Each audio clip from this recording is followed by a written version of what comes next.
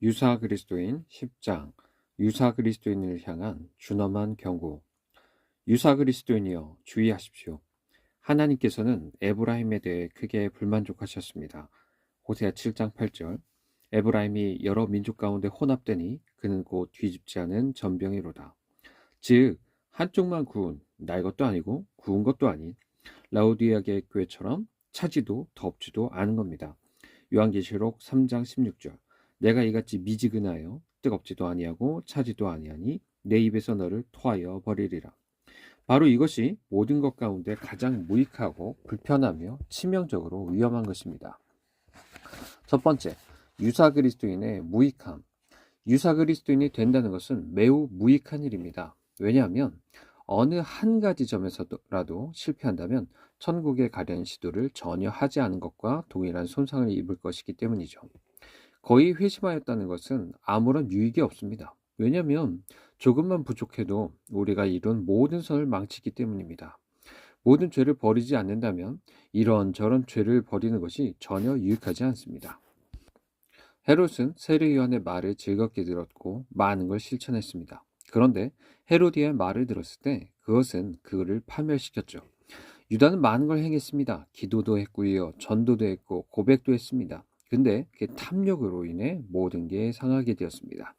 한 가지 죄가 그 젊은이를 망하게 한 거죠. 그는 한 가지를 제외하고 모든 계명을 지켰던 것입니다. 야고보서 2장 10절. 누구든지 온 율법을 지키다가 그 하나를 범하면 모두 범한 자가 되나니. 즉 어느 한 죄라도 고의로 행하는 사람은 하나님의 율법 전부를 범하는 것이 되는 거예요. 그게 이중거래이기 때문입니다. 한 가지를 고의로 범하여 전부를 범하는 건 하나님의 권위를 동일하게 경멸하는 걸 나타냅니다. 어느 한 계명을 범하도록 자신을 방치함으로써 하나님께 전혀 순종하지도 성실하지도 않음을 보여주는 거죠. 왜냐하면 죄 자체를 미워하는 사람은 모든 죄를 미워하고 계명을 하나님께서 나타내신 뜻으로 여겨서 순종하는 사람은 모든 계명을 순종하기 때문입니다. 가장 작은 죄라도 고의로 그 안에 거하게 되면 그 모든 순종의 유익을 망치고 하나님의 큰 진노 아래에 놓일 것입니다. 다른 모든 것이 문제가 없어도 또 작은 균열 하나 때문에 배가 가라앉는 것이죠. 기드온에게는 70명의 아들이 있었는데 그중 막내는 단 한 명이었습니다. 근데 그 하나가 모든 아들을 죽였죠. 이처럼 한 명의 망나니 아들이 기드온의 모든 아들을 죽인 것처럼 하나의 죄가 우리의 모든 수고를 망치는 겁니다. 하나의 정욕이 우리의 모든 신앙 고백을 망칠 수도 있는 거죠. 둘째, 유사 그리스도인의 난감함. 유사 그리스도인이 되는 것은 다음의 세 가지 면에서 볼 때 매우 난감한 일입니다. 1. 유사 그리스도인은 하나님과 사람에게서 모두 미움받습니다. 세상은 그의 신앙 고백 때문에 그를 미워하고요. 하나님은 그 위선 때문에 그를 미워합니다. 세상은 그가 선하게 보이기 때문에 그를 미워하고 하나님은 그가 선하게 보이지만 선하지 않기 때문에 그를 미워하죠. 하나님께서 유사 그리스도인보다 더 미워하는 사람은 없습니다. 요한계시록 3장 15절. 내가 내 행위를 아노니 내가 차지도 않고 뜨겁지도 아니하도다. 내가 차든지 뜨겁든지 하기를 원하노라. 즉 하나님은 그가 온전한 그리스도인이든지 아니면 전적으로 그리스도인이 아니든지 하기를 원하는 거죠. 자, 요한계시록 3장 16절이라고 이 말씀에서 그것을 말합니다. 하나님께서 미지근한 그리스도인을 얼마나 혐오하시고 매스꺼워하는지, 사람이 하나님과 사람 모두에게서 미움받는다면 얼마나 난감하겠습니까? 2. 고난을 견디지 못합니다. 유사 그리스도인도 고난을 직면하게 될 거지만 그가 유사 그리스도인이기 때문에 고난을 끝까지 견디지 못하는 겁니다. 마태복음에서 다음과 같이 말씀하시죠. 마태복음 13장 20절 21절. 돌밭에 뿌려졌다는 건 말씀을 듣고 즉시 기쁨으로 받되 그 속에 뿌리가 없어 잠시 견디다가 말씀으로 말미암아 환난이나 박해가 일어날 때에는 곧 넘어지는 자다. 우리는 이 말씀에서 네 가지를 발견하는데요. 자, 말씀을 듣고 즉시 기쁨으로 받되라는 말씀에서 돌밭도 말씀을 기쁨으로 받을 수 있다는 겁니다. 또한 자, 얼마 동안 잠시 견디다가라는 말씀에서 얼마 동안은 신앙 고백 안에 머물 수 있다는 것도 알 수 있고요. 말씀으로 말미암아 환난이나 박해가 일어날 때라는 말씀에서는 이런 신앙 고백이 고난을 직면하게 되리라는 것도 알 수 있고요. 넘어지는 자요라는 말씀에서 고난은 변절의 원이 되리라는 것도 알 수 있습니다. 이 말씀은 누가복음 8장 18절에서는 배반하는 자요라고 되어 있죠. 자, 저는 여기서 신앙 고백도 경건의 능력만큼 사람을 고난에 직면하게 한다고 생각합니다. 근데 경건의 능력이 없으면 고난을 겪을 때 신앙 고백을 유지할 수 없죠. 세상은 경건의 모양을 미워해서 핍박합니다.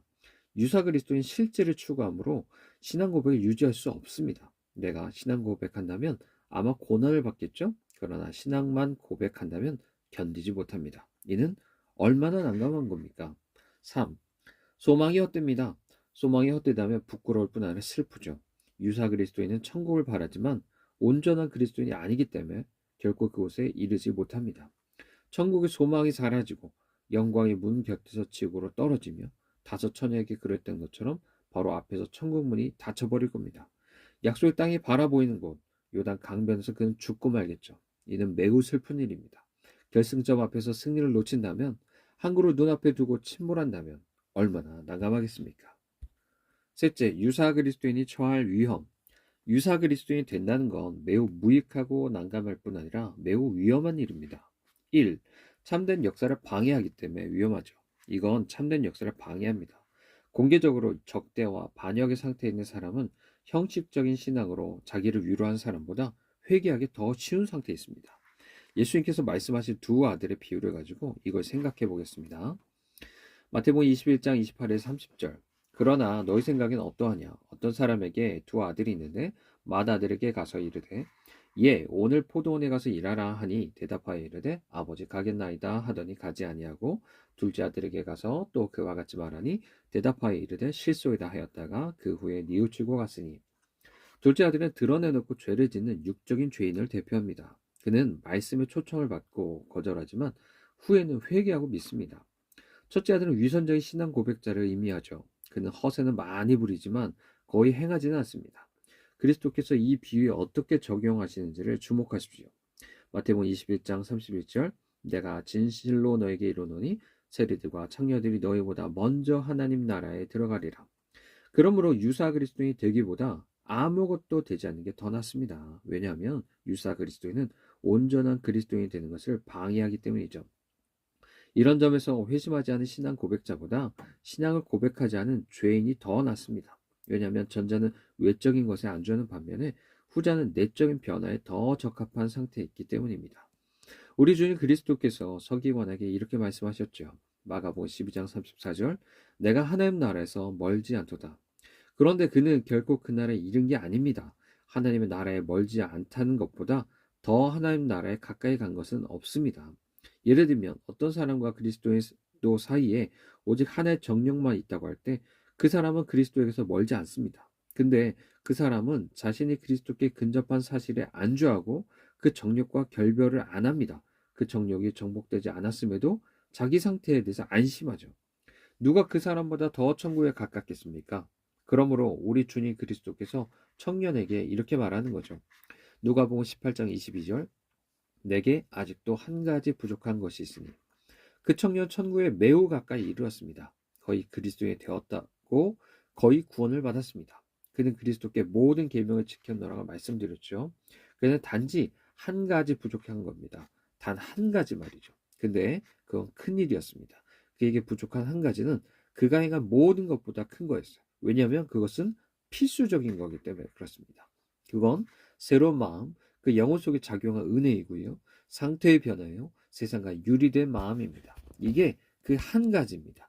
이 한 가지가 부족했던 그는 다른 모든 것을 행하고도 멸망하는 겁니다. 이 은혜의 상태로 오인하기 쉽게 위험한 겁니다. 유사 그리스도인의 상태는 은혜의 상태를 매우 닮았습니다. 그래서 그것을 은혜로 오인하기 쉽죠.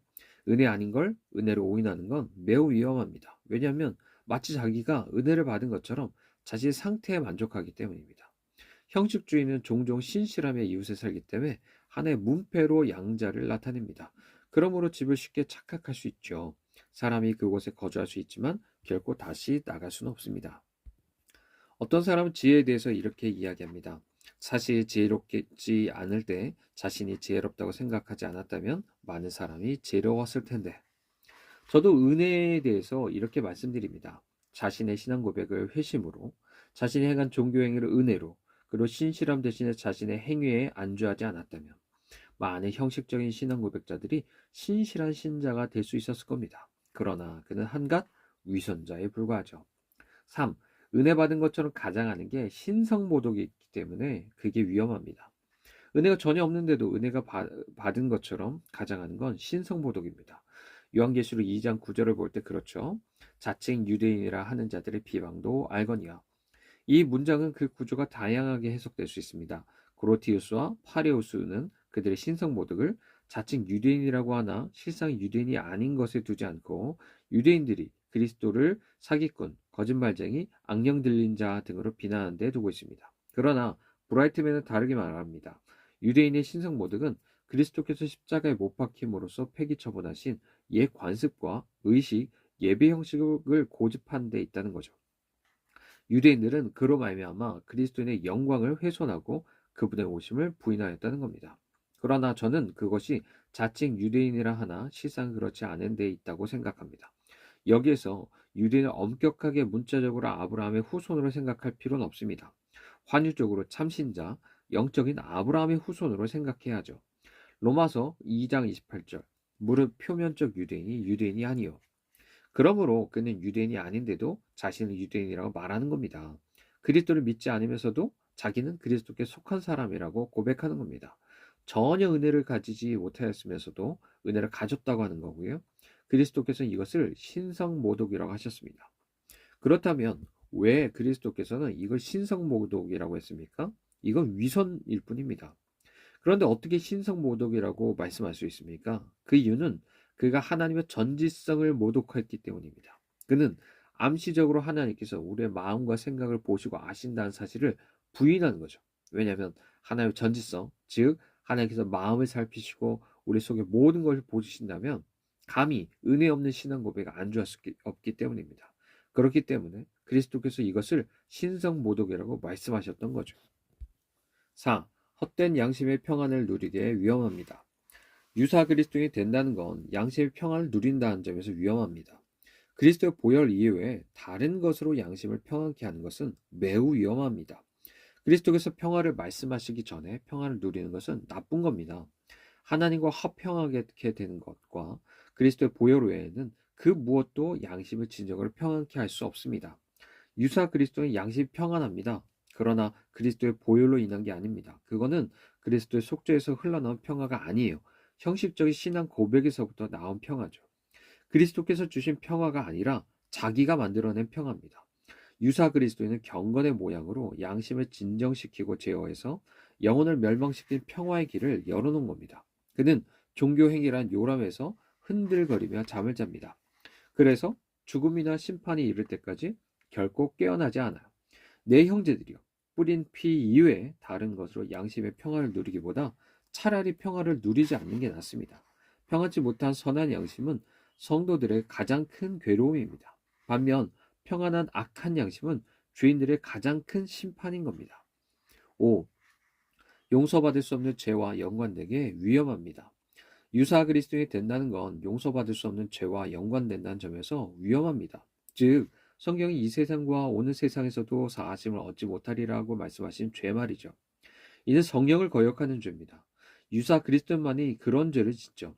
참된 신자는 결코 그런 죄를 짓지 않습니다. 참된 신자의 마음속에 있는 은혜의 역사, 그 안에 거하는 하나님의 씨가 그런 죄에서 그를 보호합니다. 불경스럽고 무지하며 드러내놓고 죄를 짓는 죄인은 그런 죄를 지을 수가 없죠. 그가 비록 매일 매순간 죄 가운데 살고 있지만 그런 죄를 지을 수는 없어요. 왜냐하면 그런 죄는 조명된 마음에서 말미암기 때문입니다. 복음 아래에 있는 모든 죄는 슬프게도 성령과 성령의 역사를 거슬러 죄를 짓습니다. 그런데 그의 성령을 거역하는 죄는 아닌 거죠.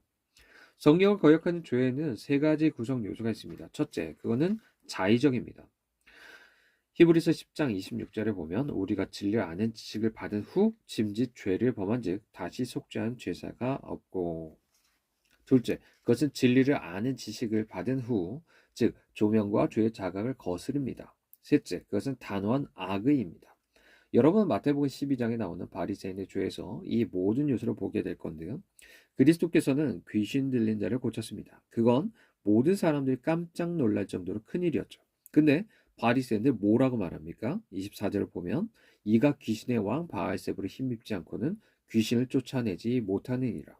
이것은 성령을 거역하는 죄가 명백합니다. 왜냐하면 이거는 자의적이고 악의적이며 분명한 자각을 거역하기 때문이죠. 바리새인들은 그리스도께서 하나님의 아들이심과 그분이 하신 일이 그분 안에 계신 하나님의 영의 특별한 사역임을 알 수 없었습니다. 그러므로 그들은 성령에 사로잡혀 그 일을 행했다고 말했죠. 이에 그리스도께서는 바리새인들이 성령을 모독하는 죄를 지었다고 선언했습니다. 바리새인들은 대단한 신앙 고백자입니다. 그러므로 저는 결론적으로 이렇게 생각합니다. 이 죄를 범할 수 있는 사람은 신앙 고백하는 사람입니다. 드러내놓고 죄를 짓는 육적인 죄인도 아니고요. 참된 신자도 아닌 형식적인 신앙 고백자 말이죠. 죄인이 아닙니다. 왜냐하면 죄인은 빚도 은혜도 받은 자가 없기 때문입니다. 신자도 아닙니다. 신자는 빚과 은혜를 소유하고 있기 때문입니다. 그러므로 이런 죄를 범한 자는 형식적인 신앙 고백자입니다. 왜냐하면 그는 비록 빚은 받았지만 그 속에 은혜가 없기 때문이죠. 바로 여기에 유사 그리스도인 위험이 있습니다. 그는 용서받을 수 없는 치명적인 죄를 짓게 됩니다. 6. 결국 배교로 넘어가기에 위험합니다. 유사 그리스도인은 배교로 넘어갑니다. 하나님의 길을 걸어가면서 아무런 유익을 얻지 못한 사람은 쉽게 그 길을 떠나고 더 이상 그 길을 걷지 않습니다. 호세아서를 보십시오. 호세아 14장 9절. 누가 지혜 있어 이런 일을 깨달으며 누가 총명이 있어 이런 일을 알겠느냐. 여호와의 도는 정직하니 의인은 그 길로 다니거니와 그러나 죄인은 그 길에 걸려 넘어지리라. 의인은 그 길로 다니거니와 즉 마음이 다시 새롭게 되고 하나님과 바르게 된 사람 그는 하나님의 길에서 하나님께 가까이 행합니다. 그러나 죄인은 그 길에 걸려 넘어지리라. 죄인에 해당하는 히브리 펠샤임은 속이다 라는 의미를 가진 말에서 나온 단어인데요. 그러므로 이 문장을 이렇게 읽을 수 있습니다. 여호와의 도는 정직하니 의인은 그 길로 다니거니와 그러나 속이는 자는 그 길에 걸려 넘어지리라. 불건전한 마음은 하나님의 길을 오래도록 걸을 수 없습니다. 요한복음 5장 35절 요한은 켜서 비추이는 등불이라. 너희가 한때 그 빛에 즐거이 있기를 원하였거니와. 그들은 한때 곧 잠시 동안 그 빛에 즐거이 있기를 원했습니다. 그러고는 그를 떠났죠. 욥은 위선자들에 이렇게 질문합니다. 욥기 27장 10절 그가 어찌 전능자를 기뻐하겠느냐 항상 하나님께 부르짖겠느냐. 위선자는 많은 걸 행할 수 있지만 하나님을 자신의 기쁨으로 삼을 수 없습니다. 또한 그는 어떤 순간 어떤 환경에서도 한결같이 의무를 다할 수 없습니다. 그는 마침내 배교자가 될 겁니다. 위선의 딱지는 배교의 상처로 터지게 돼 있죠. 회심의 땅은 불변의 땅이고 견고한 땅입니다. 그러나 은혜가 없는 신앙 고백은 미끄러지는 땅이고 넘어지는 땅입니다. 배교자 줄리앙도 처음에는 신앙 고백자 줄리앙이었습니다. 저는 신자도 넘어질 수 있다는 걸 압니다. 그러나 그는 다시 일어나며 영원하신 팔 아래에 있을 겁니다. 그러나 위선자가 넘어지면 누가 그를 도와 일으키겠습니까?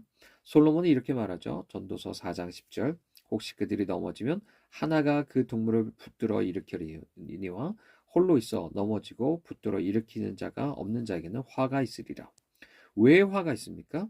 그를 도와 일으킬 자가 없기 때문이죠. 즉 그리스도와 관계가 없는 겁니다. 예수 그리스도께서 그를 회복시키지 않는다면 누가 할 수 있겠습니까? 다윗은 넘어졌지만 회복됐습니다. 그에게는 그를 돕는 분이 계셨기 때문이죠. 그러나 유다는 넘어져 멸망했습니다. 그는 혼자였기 때문이죠. 7. 두려운 영적 심판을 초래하기에 위험합니다. 유사 그리스도인은 하나님께서 두려운 영적 심판을 행하시게 만듭니다. 메마름은 영적인 심판입니다. 하나님께서 메마름을 주셨죠. 그리스도께서는 잎만 무성하고 열매가 없는 무화과 나무를 보셨을 때 메마름의 저주를 내리셨습니다. 마태복음 21장 19절 이제부터 영원토록 내가 열매를 맺지 못하리라 하시니 무화과 나무가 곧 마른지라. 그러므로 에스겔에서는 이렇게 말씀하십니다. 에스겔 47장 11절 그 진펄과 갯벌은 되살아나지 못하고 소금 땅이 될 것이고. 미혹의 마음은 슬픈 심판입니다. 유사 그리스도인이 받는 심판은 이렇습니다. 그는 진리를 받습니다. 그러나 진리의 사랑 안에 있지 못합니다. 데살로니가 후서 10장 11절 2장 10절 11절 이는 그들이 진리의 사랑을 받지 아니하여 구원함을 받지 못함이라. 이러므로 하나님의 미혹의 역사를 그들에게 보내사 거짓 것을 믿게 하심은 완고한 마음은 무서운 심판입니다. 완고한 마음을 가지지 않는 외식자는 아무도 없습니다. 내 형제들이여, 하나님께서 사람에게 영적인 심판을 내리시는 건 참으로 무서운 일입니다. 유사 그리스도인이 되는 것은 하나님의 영적인 심판을 초래합니다. 그러므로 유사 그리스도인이 되는 것은 매우 위험한 것입니다. 8. 저주를 대단히 악화시키기에 위험합니다. 유사 그리스도인이 된다는 것은 우리의 저주를 대단히 악화시킬 것입니다. 더 높이 오른 자는 더 깊이 떨어지죠. 천국에 조금 부족한 사람은 지옥에 가장 깊이 떨어질 겁니다. 회심에 이르지는 못하고 회심이 거의 다다른 사람은 심판 때 가장 무거운 저주를 받을 겁니다. 가버나움이 받은 저주는 소돔이 받은 저주보다 더욱 혹독한 겁니다. 왜냐하면 가버나움은 더 많은 자비를 받았기 때문이죠. 가버나움은 하나님께로부터 더 많이 받았고 하나님을 더 많이 알고 하나님께 더 많이 고백했지만 하나님께 바르게 행하지는 못했습니다. 그러므로 가버나움은 하나님께 더 많은 벌을 받았습니다. 더 높이 올라간 사람이 더 많이 떨어지는 법입니다. 더 열렬한 신앙을 고백한 사람이 더 깊은 저주에 떨어지는 법이죠. 그는 손에 등불을 들고도 길을 잘못 듭니다. 그는 많은 죄를 자각하고도 멸망합니다. 모든 죄의 자각이 성도들에게 나타난 건전한 회심으로 끝나는 것이 아닙니다. 슬프게도 저주 가운데 있는 모든 위선자들에게도 죄의 자각은 있습니다. 기도하는 것과 말씀을 듣는 것, 신앙 고백과 죄의 자각은 멸망의 땅에도 있는 겁니다. 지금까지 말씀을 요약하겠습니다. 유사 그리스도인이 되어서 회심의 참된 역사를 방해하고 회심에 대해 오해하고 신성모독하고 양심을 평안케 하며 용서받을 수 없는 죄를 짓게 하고 배교하게 하고 하나님 영적인 심판을 초래하고 저주로 매우 악화시킨다면 이건 매우 위험한 일입니다. 참된 그리스도인이 되기 위해서는 애쓰는 사람들이요. 아주 멀리까지 나아갔지만 아직도 부족한 사람보다 더 나가십시오. 성령께서 간절하게 말씀하십니다. 너희도 상을 받도록 이와 같이 다름질하라. 더욱 힘써 너희 부르심과 택하심을 굳게 하라.